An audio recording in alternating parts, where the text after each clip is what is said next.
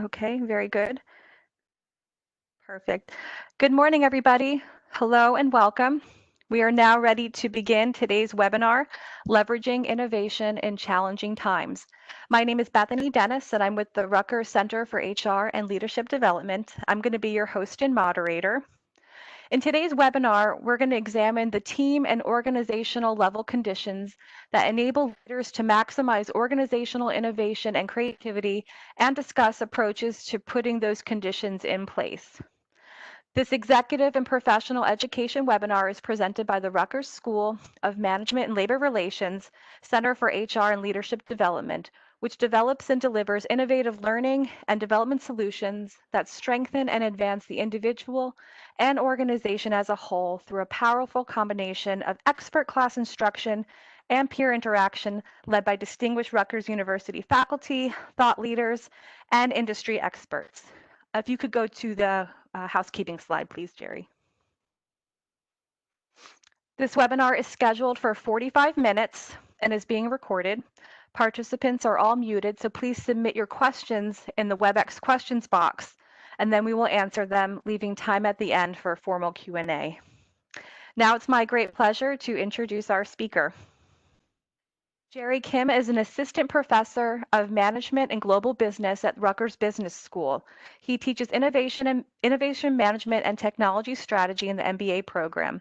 And prior to joining Rutgers in 2016, he was an assistant professor of management at Columbia Business School for 10 years. His academic research focuses on how social structures such as status or networks shape the behavior of actors in market and organizational settings. Jerry, we're so pleased that you can join us this morning. Over to you. Thank you. Good morning, everyone. I'm really excited to be here. And thanks to Bethany for showing a picture of, I guess, pre-pandemic picture. Because if you, thankfully you can't see the back of my head, but now my hair is now reaching Tiger King mullet level. So it's nice to actually just show a pre-pandemic picture. And speaking of crazy and insane stuff, obviously, these are really challenging times and quite new situations. And so hopefully the session will be somewhat spark some of your creativity and innovation. So I wanted to start off the session by kind of getting your, get a sense of the room and the sense of innovation. So I'll start off with a simple question regarding, have you been feeling more or less creative, innovative during the current pandemic?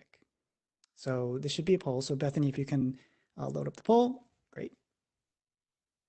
And we can probably, this is a simple question, so we can probably close it down in about 20 seconds or so. So just, again, don't think too hard, just your general feeling, whether you're feeling more or less creative. Okay. So can we have the results? I feel like I'm on Family Feud. Interesting. So this was actually something that I had not expected. A few people are feeling more creative and innovative more than less. Now, I'm curious if anyone would like to use the chat box to type out a reason why you feel more creative and innovative.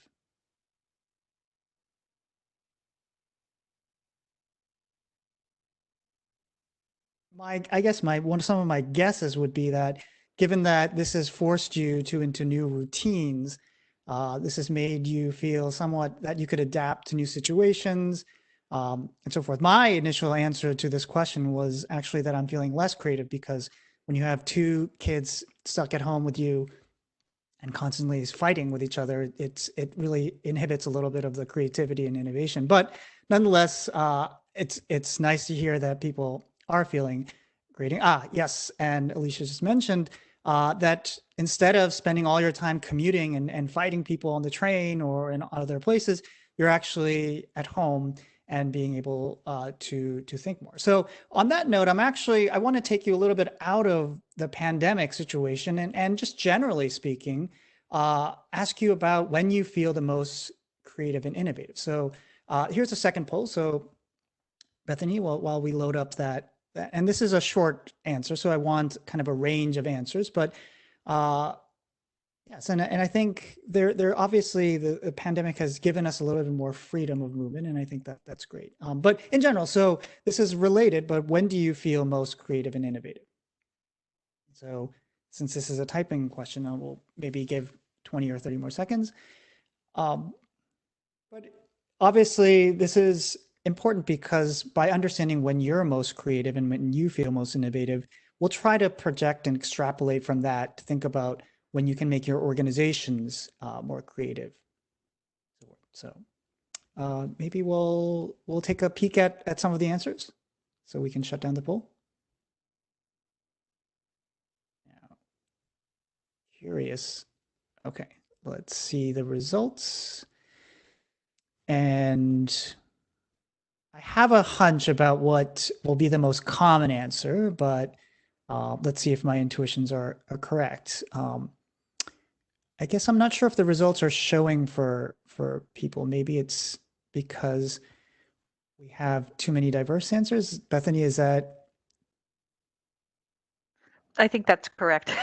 Okay, so we've run against WebEx's technical problems. So why don't we utilize the chat so to show us what you guys had mentioned. So I'll throw out there my hunch is that a lot of you feel most creative when you're in your shower. That's I think the most common answer that I hear, which is at least maybe it's just my own anecdote, but I feel most creative in my shower. But excellent. So when I'm not micromanaged, yes. So when you have the room, and this relates back to Brody's point that when you have more freedom, that's when you're more creative in the mornings, when it's more calm, as Marcia is saying, there's more room to think. You're not kind of hounded by all these stuff and deadlines and everything. And again, the idea, I think our intuitions tell us that we feel most creative and innovative when things are relatively quiet, when you're not kind of constricted by rules, and when there's more freedom.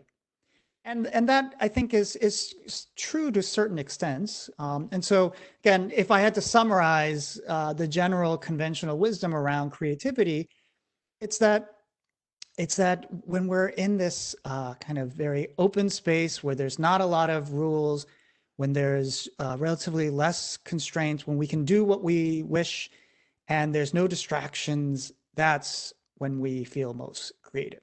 And I'm hoping that my voice isn't breaking out too much, but if so, let me know. I can switch my mics. And so while this is our intuitions, what I'll try to talk to you today about is that this intuition is oftentimes incorrect.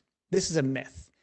And it's not usually, at least the academic research suggests, that we're most creative not when we are kind of free from everyone and there's no rules and everything is just open. It's actually that the reality is that we're most innovative and our organizations are most creative and innovative when we have a process in place, a very strict methodology that can facilitate creativity. And so we'll talk about this process and what has been shown to be most helpful in making organizations, groups, and individuals more creative. But process and methodology is one thing that I will emphasize a lot today. A second myth related to this idea that, if we instead of having no rules and being alone and being left to my own thoughts, that's when I'm most creative. The reality is that most people are creative in group settings and in organizational settings. If you look at the number of patents that are issued, it's only about 7% of patents or innovations come from individuals inventing something on their own. And while our conventional narratives around innovation is that this mad scientist going into a room, a dark room where they're alone and just something brilliant coming to mind, the reality is that most innovations happen in groups and organizations through a process of social interaction.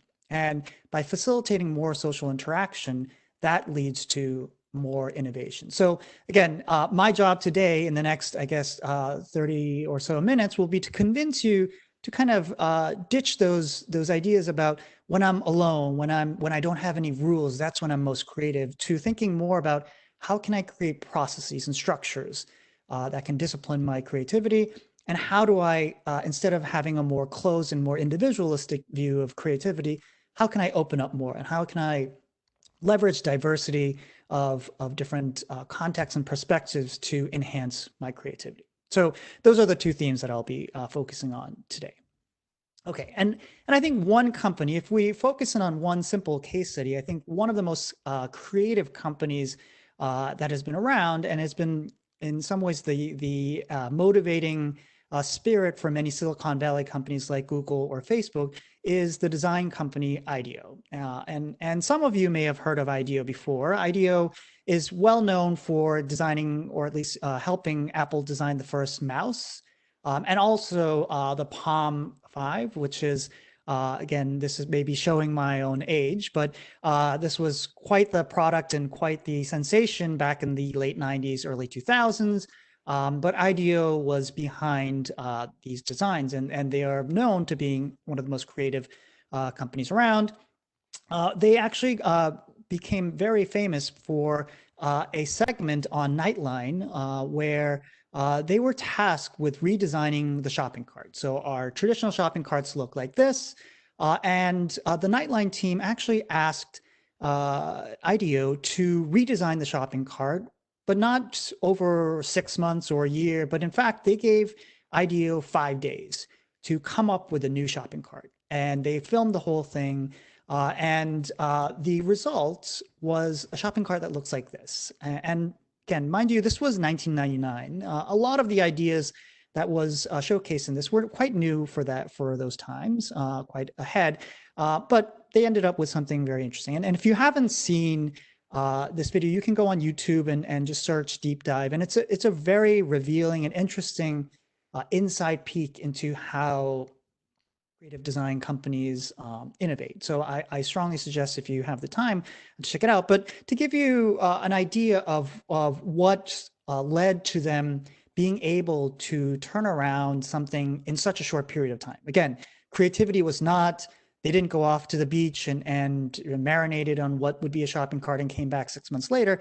They, in fact, spent within 5 days, they came up with a working shopping cart that was completely radically new.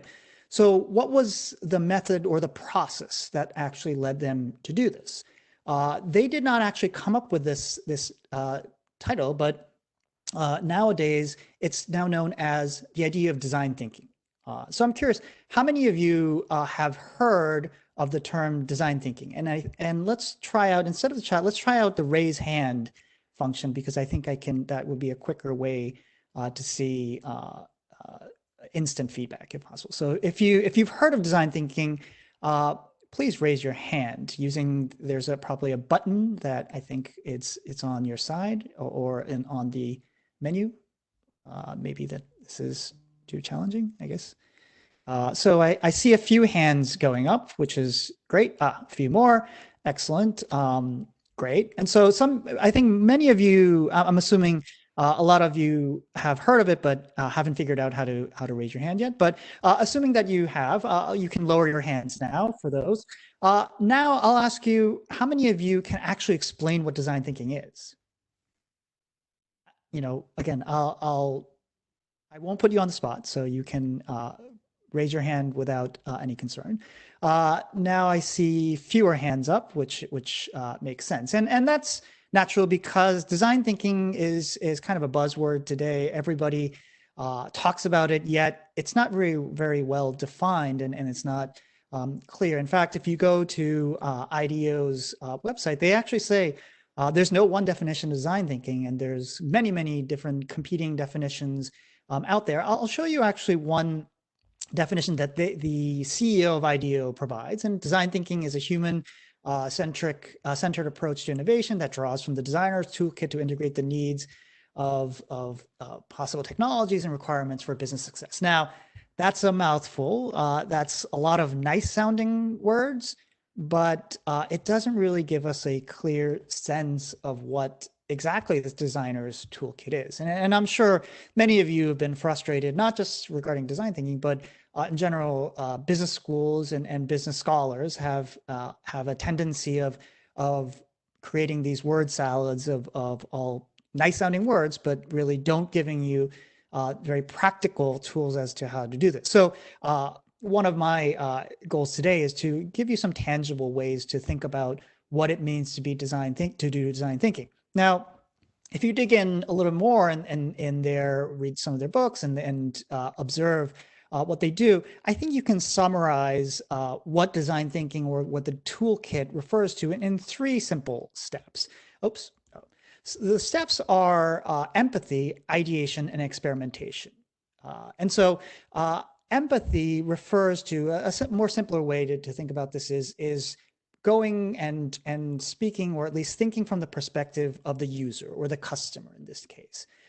So if we think back to the shopping cart, if you watch the video, what's interesting is that they spent actually close to about 30% of the time, rather than once they got the task, rather than going off in their own rooms and kind of thinking about what would be a good shopping cart, the first thing that they did, and they spent 30% of the time, so roughly about a day and a half, going out to supermarkets and just talking and observing what people were doing. How did people shop? How did they use the shopping carts? Talking to the store owners, what were their problems? And just really getting a sense of what the customer needs were. The second stage, which they call ideation, was really kind of in more regular speak. It's more like brainstorming. So they generate lots of ideas, sometimes crazy ideas, but nonetheless, they generate as many ideas as possible. The third step, which is kind of in fancy speak is experimentation, is really what they would refer to as rapid prototyping. So they would generate very quickly, again, almost within a day or two, they would have these prototypes that were obviously crude. They were not beautiful or they were not necessarily perfectly functional, but they were prototypes that they could start using and looking at. And so again, these are the three elements, the three stools, the three legs of the stool of design thinking. But I would forgive you if you thought, well, isn't that kind of obvious, right? Who wouldn't say, hey, let's ignore what the customer wants. Let's have less empathy towards our customers. No company or no one would say that. Or let's create less ideas, or let's not build a prototype. No one says that. So maybe I guess one interesting way to think about this is, well, what is it that's different? Why is it that their view and many others' view is that companies are not very good at these elements, like empathy? Let's start with empathy. Why do you think that empathy is a very important part? What is it that makes most companies or most individuals not as effective in empathy and understanding the customer?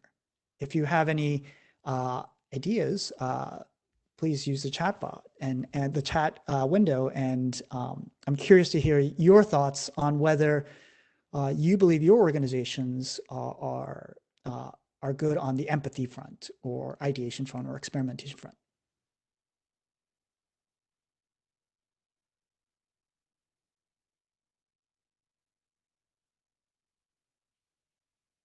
So the suspense is killing me. Okay, great. From Edward. So they have trouble looking at the problem through the customer's eyes. Yes, and so, but I guess if I dig a little bit more into this, to Edward's point, why is it that is so hard? Why is it so hard to look through the customer's eyes? It seems very simple in principle, right?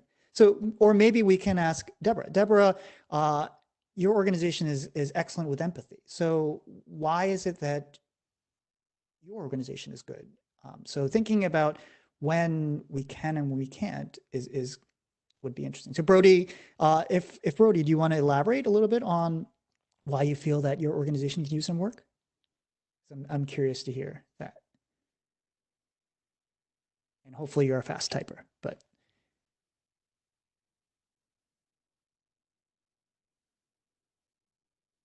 Or maybe because the silence is deafening, I will provide my own hunch. Okay, so and to the rescue. So again, it is again, if you're caught up in your own day to day, yes, I think, and both Anne and I think Brody have very similar ideas in that when we're caught up in our own routines and our own kind of narrow goals, and again, and Danielle's point about trapped in an organizational view, our views become a little bit more limited. And I think that that's absolutely true in that once we're kind of on our own path, then the momentum ends up pushing us to the solutions that we're used to, rather than actually taking a step back and think, well, what does the customer want? What does the customer need? It's also the case that we, I'm assuming everyone in this room today are experts in our own domain. And when we're experts, it's very, very hard to come back and say, well, I think I know a lot about this, but let's hear from someone else and let's try to reflect those perspectives. And so empathy turns out to be a very hard thing the more you are experienced, the more of an expert you are. And so the paradox is that companies that are more successful tend to have a harder time completely looking from the view of the customer because they are already experts. And so this is one thing that IDEO in the video talks a lot about, where they go and say, well, we are not really experts in shopping carts. The real experts are the people that see shopping carts and work with them every single moment of their day. And so obviously we need to go and talk to them because they are the experts, not us. And so I think that's one important element of this. The second of yes, and Sunny's point is absolutely true, in that one of the most fundamental human natures is to be very narcissistic and focus on ourselves. We know everything, and if we think, therefore it's true. So that's absolutely true. The second idea of ideation, generating a lot of ideas. I'm sure everyone in this organization, in this room, has been part of a brainstorming session, and that has both probably sometimes has been interesting, but oftentimes been a frustrating experience as well. What IDEO does, which is unique, is the brainstorming sessions are very much devoid of any hierarchy or any formal list. So one of the most coolest things in the video is that when they brainstorm, they vote on different ideas and they encourage as crazy ideas as possible. So one designer proposed, well, let's have Velcro stickies on the shopping cart so that you can stick your kid on the Velcro so that they wouldn't fall off the shopping cart. Now, obviously that is a crazy idea that would never work in reality, but that's the type of ideas they encourage because they view that as a jumping off point to something more practical. In most corporate settings, my guess is that if you throw out crazy ideas, people will give you a dirty look. Your boss will think, well, why are we paying that person to throw out these crazy ideas? And another dynamic is if your boss seems to like an idea, then most people will start gravitating and vote for that idea. And so, which is why at IDEO, they when they vote for an idea, they use Post-it so that it wouldn't be clear who's actually voting. So kind of a democracy of ideas, which I think is very interesting. The final element, which I want to focus a lot on today, is this idea of experimentation. And again, I think most individuals or companies will experiment a lot, but this idea of rapid prototyping is something that's essential to their view. Now, why is it that we don't experiment as much as we should? Why don't organizations experiment as much as they should? And so to illustrate a little bit of this reason, I'll engage in a little bit of a quick exercise. Hopefully this will be quick. And so for a moment, imagine that we're playing this game called Guess My Rule. And this rule, I have this rule that generates 3 numbers in sequence, okay? Your job, as quickly as possible, is to correctly guess what my rule is. I'll start you off with 2 quick examples, okay? And if you can guess what the rule is right away, then please, by all means, then that's great. If you're not sure about what my rule is based on these 2 examples, I'll give you one opportunity to use the chat box to send me a set of numbers, or you can use the whole chat. And after looking at that, I'll confirm or disconfirm whether that follows my rule or not. Okay, very simple. And after that, then you can kind of guess what the rule is. Okay, so here are the 2 examples that I'll give you. So the first example is 246. Second example is 98, 100, and 102. Okay. So if you think you know the rule, then please raise your hand if you can, if you know how to use that function, raise your hand. Uh, and if you don't know, then you can send me by chat, and some people have already done that. Uh, if you're not sure, you can send me three numbers, and I will confirm or disconfirm what that is. So we have one example. So, okay, 1,000, 1,002, 1,004 for John Lee. Yes. Kelly sent 8, 10, 12. Yes. 66, 68, 70. Yes. 369. Yes. So 14, 16, 18. Yes. Now, are we all convinced what the actual rule is? And I'm guessing, and the chat suggests that most people think, another Jerry here says rule of two. And a lot of people, even numbers increasing by two, count by twos. Yes, if you just use based on this limited information, it seems very clear that it's increasing by two. However, and I feel a little kind of scoundrelish for saying this, but my rule was actually any three numbers that were increasing. Okay. Now, obviously, this was meant to trick you a little bit. But what's fascinating, I think what we should go back and look at the chat is when I asked you to give me examples that I'll confirm or disconfirm, almost all of you sent me numbers that would confirm your intuition. Your intuition was that these are numbers that increase by two in even numbers. And you sent me numbers 12, 14, 16, 1,000 or 66, 68, 70, 8, 10, 12. These were all things that confirmed your intuition, which again is great. Almost no one, I think there was one example of someone who sent me a number, I think it was 345 or something, that disconfirmed your intuition. And why is that the case? It's because, at least my sense is that we really hate being told that you're wrong.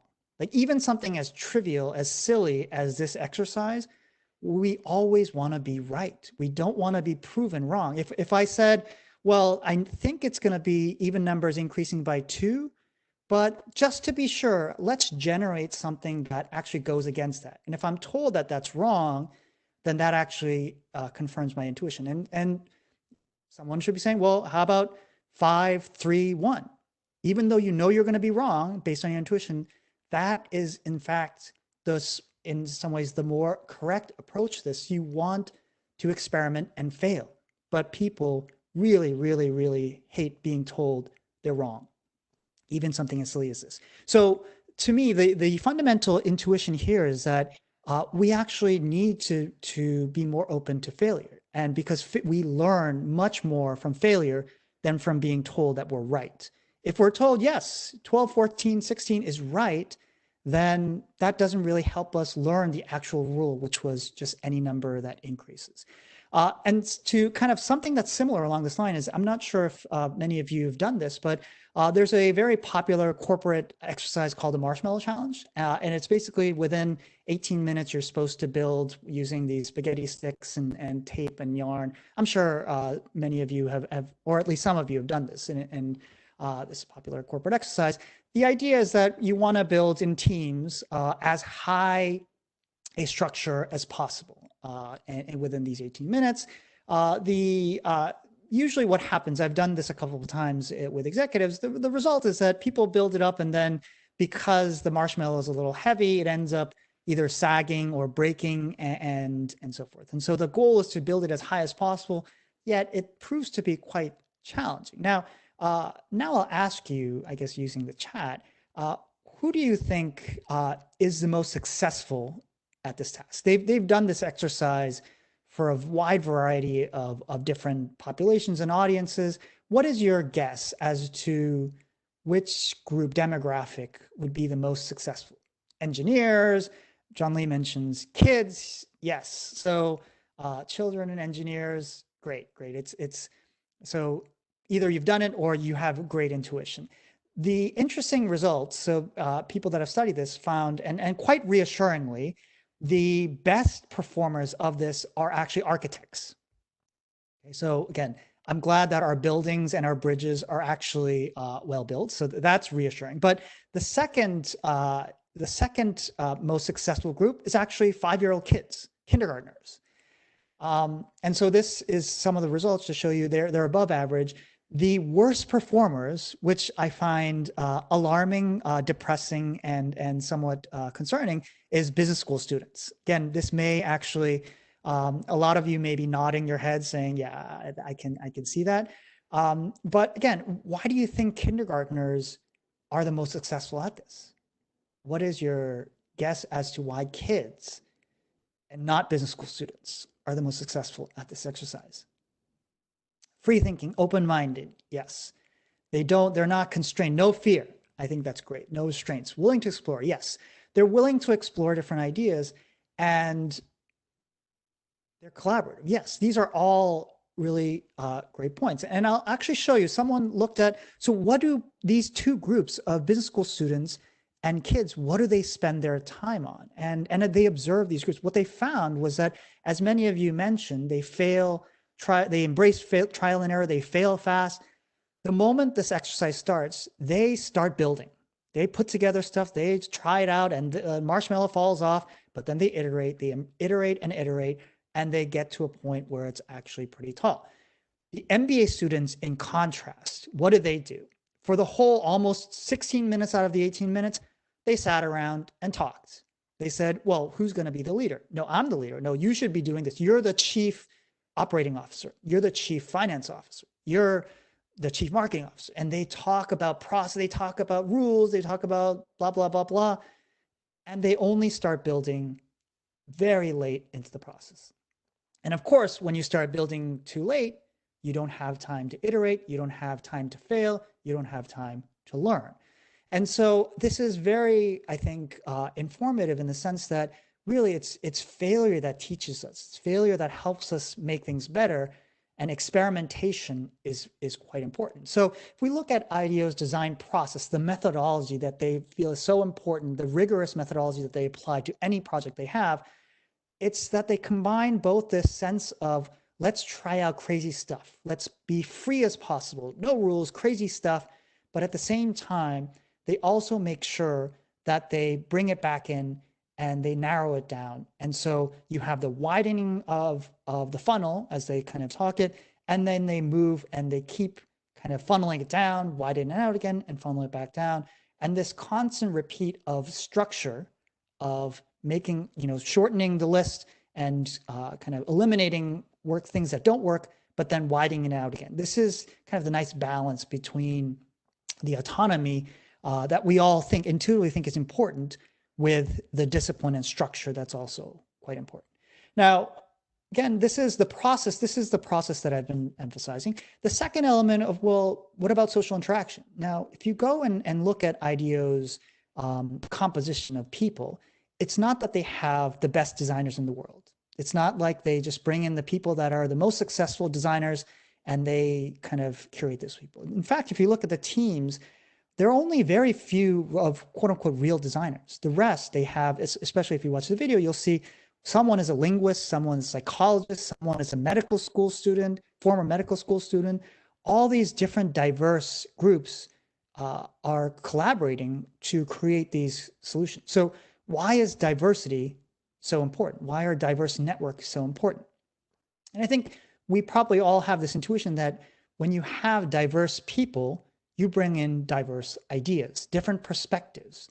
And that's critical because if you have all the same types of people, same background of design, school, yada, yada, then you'll end up with very similar ideas. And that in turn is not as creative. And so one other way to think of this is if you're thinking about Legos, if you just have one set of colors of Legos or one type of blocks, you're not going to end up with anything very creative.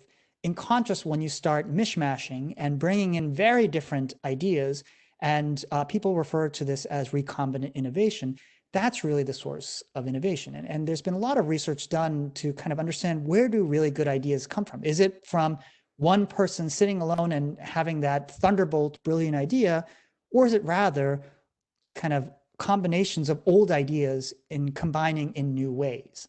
And so IDEO, and I think design thinking in general, is subscribes to this belief that innovation comes from taking existing products, existing ideas, and just combining them in new ways. And so without this recombination, you wouldn't have these creative ideas like, I guess, the Homerine, as they call it, or the Bart Simpson Deadpool characters. And these are all, again, existing components combined in new ways.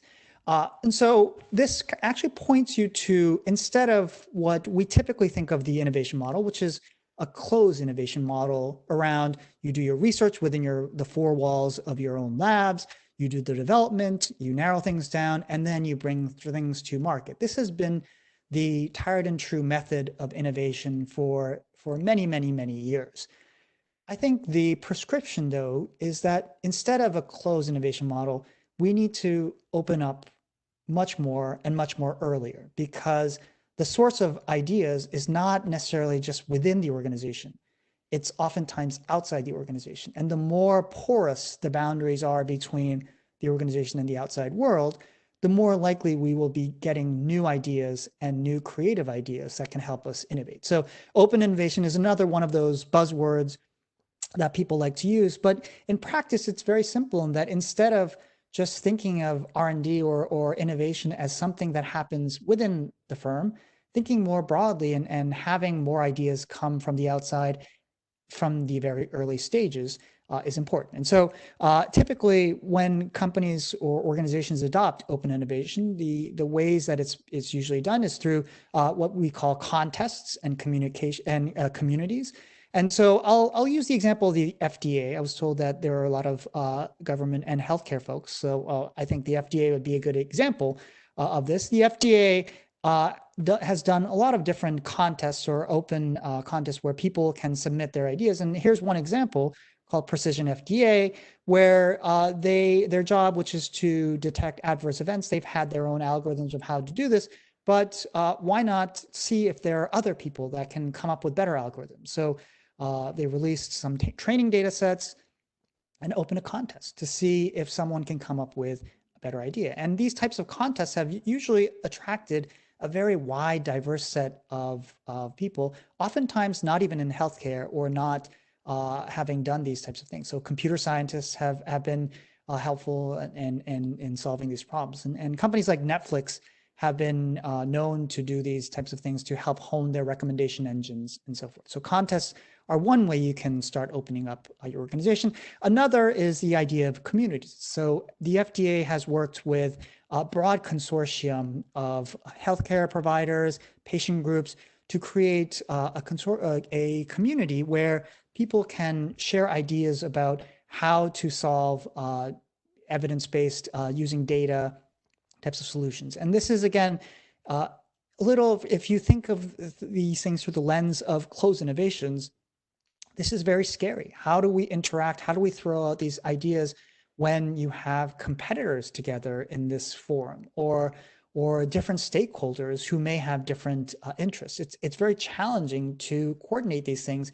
But the idea is that when you bring in different stakeholders, more diverse stakeholders, the more likely you will see more radical innovations and ideas that can make a bigger difference. So these ideas of contests and communities, they are, again, ideas to spark more innovation. But of course, the theme today is leveraging innovation in challenging times. And you might come back to me and say, well, this all sounds great, that doing more experimenting and failing and opening up the organization, that's all sounds great in principle, but you might have noticed that we're living in a time where there's a crisis out there. And you might say, well, we can't afford to experiment, not now. It's a challenging time, or now's not the time, maybe later down the road that could work, but when things are settled, that's, again, a common thing. Or another kind of, if you're actually very clever about things and say, well, didn't you just tell us to think more about customer empathy? Well, I'll tell you this, our customers actually expect a level of quality, and if we fail, If we experiment and fail, then that will make them unhappy, and that will not be very empathetic. So again, if you use my own words against me, you could come up with that. And I think that that's all fair point. I think these are all legitimate points to raise up, and especially if given that I'm in my ivory tower and not living through your own experiences of crisis, I think it's fair to say that. Although I would come back and say, well, again, I'm not encouraging you to think of these as solution. If you already have a good solution to a problem, then there really is no point in innovating. If you have a very proven and a solution that works for you, then by all means keep using that solution. However, my sense that the fact that you're trying to innovate suggests that you don't really have a good solution to this problem. And if that's the case, then again, what is there? Why are you scared of failure? And especially this crisis situation is what, again, another buzzword, but we commonly refer to as VUCA, or a situation that has high volatility, uncertainty, complexity, and ambiguity. And so oftentimes, especially in a crisis like this, we don't know what the solution is. And if we don't know what the solution is, then really my perspective is that we really need to experiment. We need to fail. We need to try out things as fast as possible, because otherwise the solution to that, typically what happens, I think, is that we then take our existing solutions and retrofit them to the situation. And I think that's one of the most dangerous things that we can do. We know that this worked for this situation, so let's just keep doing that. Or let's try to kind of pigeonhole, to kind of make that square solution fit into that round hole. And that's when things go wrong, I think. And it's also very interesting to note that a lot of these answers of we can't afford to experiment and fail. Now is not the time. Our customers don't want this. They want the tired and proven solutions. Well, these are also things that you commonly hear from firms that end up becoming quote unquote disrupted. And disruption is another one of those buzzwords. But just think about the examples of Barnes & Noble's, Blockbuster, and Kodak. All these companies were dominant firms that had endless resources, that were probably in a position to dominate, yet all fell very quickly to companies like Amazon, Netflix, and the digital photography companies. And so this, I think, is this idea of disruption. While we think of it as, these are radical innovations, disruption comes from the simple idea of it actually comes from this book from Clay Christensen, who unfortunately passed away a few months ago, this book called The Innovator's Dilemma. And what's fascinating about the book, if you haven't read it, I highly recommend it, is that Clay Christensen doesn't start out with a simple question of, well, why are these innovative companies so disruptive? He actually starts from a very different perspective, which is, why do dominant, successful firms fail? Because in theory, the companies like Kodak or Blockbuster, who have all the money in the world, should, in theory, be the ones that are coming up with these innovations and radical innovations, because they have all the resources. And his answer to this simple question of why do dominant, successful firms fail was not because they were incompetent or that they were just too confident. It was actually because of good management. And to clarify that a little bit, good management means that they were sticking to what they were good at. They were the rational manager that looks at a spreadsheet and says, this project is NPV positive, let's go forward with that, instead of going for failure. As we all saw, no one likes to be told they're wrong. So these good managers with good MBAs and good degrees from great schools really don't like to fail. They don't like to experiment and try and suffer these small failures. So his idea was that this is fundamentally about experimentation, and we need to avoid disruption. It has to be more embracing of failure, more experimentation, more openness. So to kind of give you, I know I'm close to out of time, so to give you 3 simple ideas about crisis and innovation is that fundamentally my belief is that crisis management is innovation on steroids. We shouldn't think of crisis management and innovation as 2 separate things, where innovation happens when we're not under crisis. Innovation only happens when things are good, or when you're on a beach and you're not interrupted. In fact, the way to get out of crises is to innovate, and you have to do innovation faster and more rigorously. And the way to do that, my argument, is to be more willing to explore the unfamiliar and try out new things that may or may not fail, but try out also, just on a personal level, embrace, different type of connections. This is the time to expand your professional network. I know you've done I think some sessions on networking.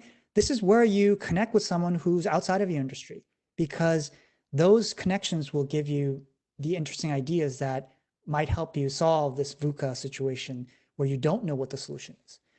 And of course, this idea that experiment and fail is important intelligently is critical. So how do you, again, you can say, well, how do you fail intelligently? And I'll give you 4 steps or 5 steps maybe.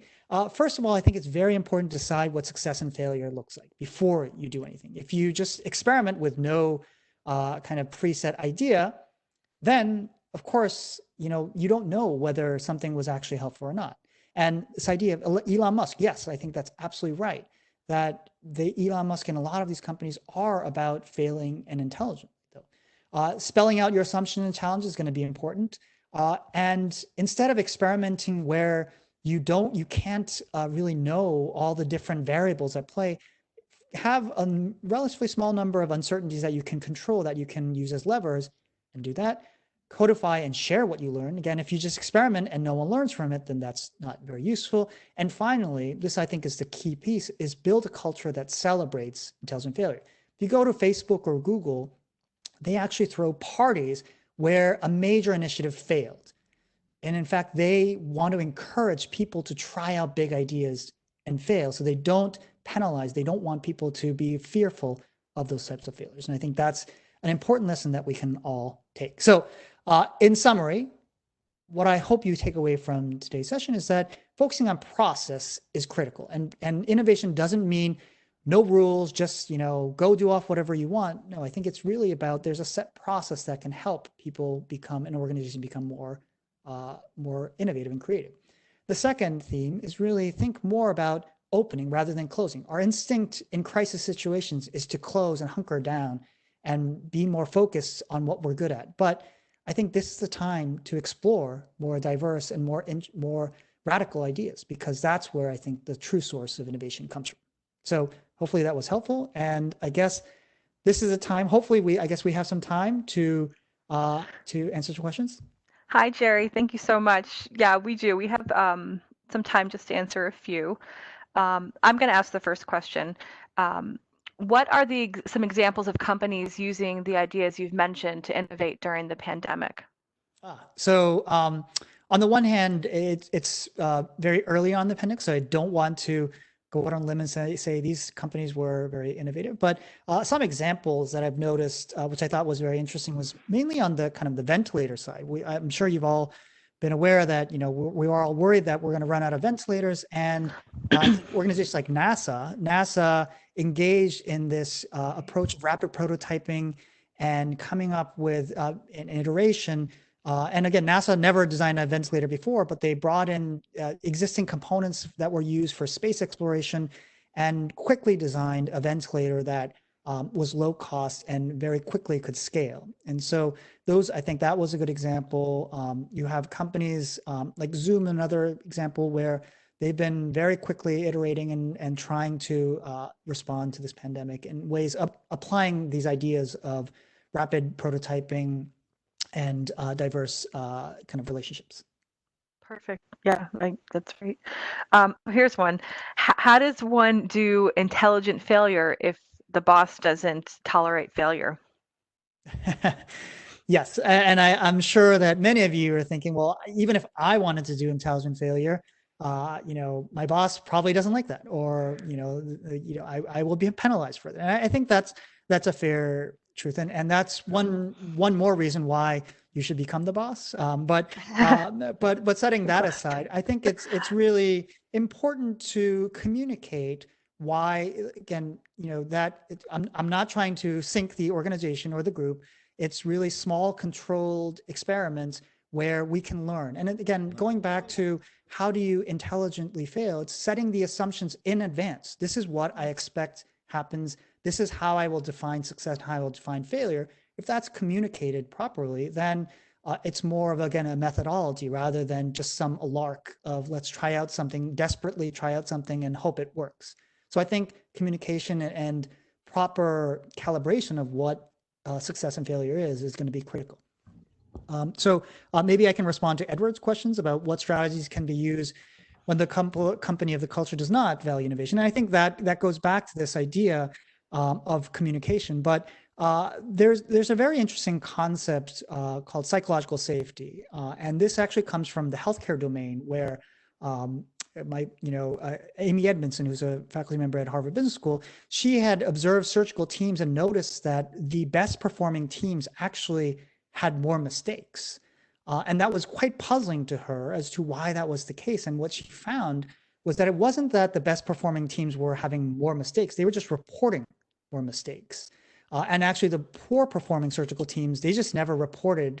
They kind of tried to cover up or they hid the mistakes, which is why they never really learned from them. And I think this idea, her conclusion was that teams that had this sense of safety, where it's okay to fail, and creating that sense of safety. And that only comes from actual experience, where people tried out something and they failed, even something very small, then again, it was celebrated. And so to Edward's question, well, how can we create this culture? I think it really starts small, having these small experiments and encouraging people when they failed and said, yeah, it didn't really result in what we had hoped for, but actually that was a good try. And what did we learn from this? And if people can start framing these failures in a positive light, I think that will start slowly but gradually change the culture of the organization. That's a great point. Thank you. Thank you so much. All right, I think that's all the time we've got for questions. If you can go to the next slide, I just want to talk about some upcoming programs that we're going to be running. So we are running 2 programs this fall. They're going to be online and they're going to be half-day workshops. One's called HR for the Fourth Industrial Revolution, and the other is Leader's Edge, which Jerry, I think you're going to be participating in that, I think. Yeah, I'm pretty sure we have you down. Both programs they're going to be running for 10 weeks in the fall, and they offer 30 business recertification credit hours through the HR Certification Institute if you're a part of that. And then HR for the Fourth Industrial Revolution also offers 30 SHRM credits and a 3-credit elective waiver towards a master's in human resource management from Rutgers. Similar if you're interested in going back for your master's, this might be something that would be enticing for you. And if Jerry can go to just the next slide, please. There we go. So I just want to remind you that we're going to be continuing to host free webinars every Wednesday through the rest of May and June. And we would love to help you explore the unfamiliar, to quote Jerry. So we hope that you'll join us for our 2-hour deep dive workshops that we're going to be running. We're going to be running one on building your own network and a coaching session. And these workshops are going to be very personalized, and they're going to allow for a deeper level of engagement than these 45-minute webinars. If you have any questions about these workshops at all, just reach out to me directly, or you can go take a look at them and register on our website, which is similar.rutgers.edu/content/executive and professional education. A reminder to everybody that this recording is going to be emailed to you usually in about 24 hours. And that's all I have. So thank you very much for presenting, Jerry. We really appreciate your time. Thank you all for joining us, and we hope you enjoy the rest of your day. Take care.